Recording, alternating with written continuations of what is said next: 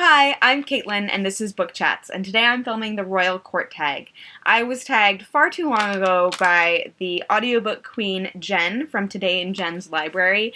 I consider her the audiobook queen. She's like offhand mentioned it because she listens to so many audiobooks, and she doesn't just listen to audiobooks, but when she tells you about the audiobooks she's listened to, she critiques the narrator, she tells you who she likes and who she doesn't, and which narration she enjoys, and that is so crucial to audiobooks, so she is like my go-to to hear about audiobooks. She tagged me in the Royal Court tag, which is not a tag that is about audiobooks. It's actually a tag where you are like kind of building your royal court from like books, and so there's different roles that you assign to different characters.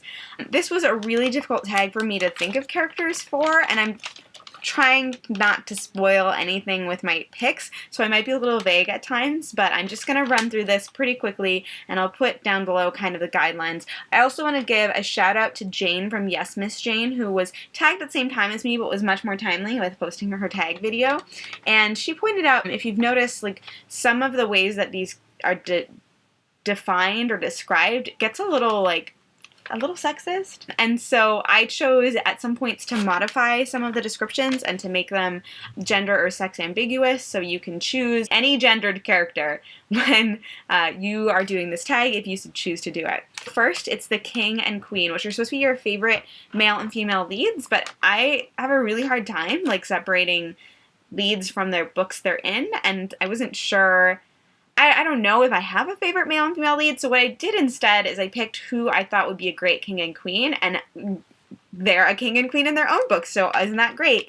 I chose Elissa from the Girl of Fire and Thorns trilogy, and her king, who I'm not going to name because it could be spoilery, but you know who I'm talking about if you've read this trilogy. I think that they would be great rulers and would rule very well together. So the first prince, the most loyal male, is Ziri from Laini Taylor's Daughter of Smoke and Bone trilogy. This is the third book in the trilogy. I accidentally got them stuck in my bookshelf, so this was the first one I managed to pull out. But especially, there's something he does at the end of Days of Blood and Starlight and in the beginning of Dreams of Gods and Monsters that if you've read these books, you know why I consider him the most loyal male. He just does something incredibly loyal. Amazing. The second prince is supposed to be very laid back, and I am choosing Sage from The False Prince. He is, if you've read it, you might maybe, I don't know if you'll agree or disagree with this choice of him as being laid back. He definitely projects an aura of being laid back, and it's something I really enjoy about his character, the way that he like holds himself and projects himself, and so that's why I've chosen him. But feel free to argue with me in the comments if you've read this book. I've only read the first book, so please no spoilers for the second two, by the way. Then I'm supposed to pick a headstrong princess, and I'm choosing Frankie LANDAU-BANKS from the Disreputable History of Frankie LANDAU-BANKS. I love her. If you've read this book, you know that she's headstrong, but I love her because she kind of illustrates, in this book illustrates the conflict that a lot of girls and women have between being liked and being wanted and being frustrated at the ways that people treat you as a woman. So I really love this book, and I think would be an excellent headstrong princess. The King's Advisor, who's supposed to be the most trustworthy, and I chose Bean from Ender's Shadow. I wanted an advisor who's really smart and a great head for strategy. I think Bean really has that. You don't see it as much in Ender's Game. You definitely have to read Ender's Shadow to see it. He's also really loyal to Ender in a way that's pretty amazing, so definitely he is who I would want to have on my court as advisor. So the Duke and Duchess are supposed to be your favorite OTP.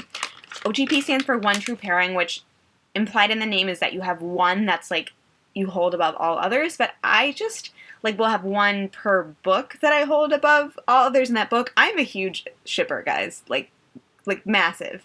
So this was really, really difficult for me, and I kind of cheated, and what I said is basically almost any Austen pairing is a huge OTP for me. I just love them together. I can't even. The one that I'm not a big fan of is the one in Mansfield Park. If you've read it, you know what I'm talking about. I didn't really feel that vibe. But the other Austen books I have read, I'm like, seriously. And anyway, So that is my cheater favorite OTP for the Duke and Duchess. Then we're supposed to choose both a lady-in-waiting and a gentleman of the bedchamber, and these are supposed to be characters who kind of care for and look after other characters and are very supportive. So I chose for the lady-in-waiting Addison Coleman, or Addie from Pivot Point by Casey West. She is always kind of looking out for her best friend and looking out for her friends. She has this kind of unique power in the book Pivot Point. It's like set in our world, that she has this power where she is able to like look forward from a point in time and see two different paths, and then she chooses which one is the best. And she uses that not just for herself, but whenever possible to make those around her in her life who she can also see like happy, and to watch out for them. So definitely I would want her to be by my side. She's very loyal and very supportive and looking out for other characters. And then for the gentleman of the bedchamber, I actually want Brimstone. He is like the ultimate dad character, even though he's monstrous. He is also from the Daughter of Smoke and Bone trilogy. Again, the rest of the books are stuck in my bookshelf, so I'm just holding up the third, but I have serious love for Brimstone. Like, I've had serious conversations about it. Brimstone and his amazingness with my friends. So, I'm supposed to choose the secret traitor, who is like the least trustworthy character. There's going to be a spoiler in a second for Harry Potter. If you are not aware of who the traitor is, if you have not read Harry Potter and the Prisoner of Azkaban, or seen the film, or somehow been spoiled by it to this point, and you really care, stop listening, and I will signal to you when I'm done. So the secret traitor for me is clearly Peter Pettigrew from The Prisoner of Azkaban by J.K. Rowling. He is a traitor on so many different levels. First, when he betrays James and Lily and throws Sirius under the bus, but again when he was Scabbers and like betrays Harry and Ron all over again, and how could he not be? Anyway, sorry. It's very traitorous. All right, I have 4 more. One is the court wizard, who's supposed to be kind of whimsical and fun, or magical. I went for magical more so than whimsical and fun, but I definitely want to choose Aslan from the Chronicles of Narnia. Who wouldn't want Aslan to be in charge of magic in their world? He's moral, he's very magical, he can do awesome things. Aslan. And then the royal fool, who's supposed to be kind of the funniest character. I had a really hard time with this one because in general, I don't think of specific characters necessarily as funny. Like, it's situational humor is more my thing, I guess. I'm not sure. I guess I have a weird sense of humor. But I ended up choosing Marvin, the paranoid android from the Hitchhiker's Guide to the Galaxy trilogy. No, sorry.